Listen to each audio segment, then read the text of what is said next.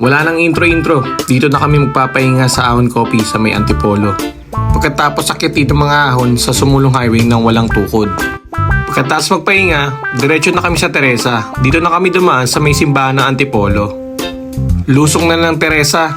First time namin dito kaya daan-daan na kami dito. Hindi kami nagpahinga hanggang dumating sa Morong.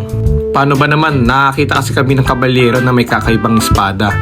So ayun nga napa-second look ako sa kanyang kakaibang espada. Pagkatapos sa kabalyero, padjak na kami ulit. Dito papunta na kami sa kakainan namin sa Mantila. Dito na kami mag-early lunch sa Mantila. Dito nagpa-cute-cute muna kami bago kumain sa loob. Paano kami hindi magpapa-cute dito? Ang ganda ng ayos ng mga puno. O diba, pumupuso pa, feeling na sa Korea.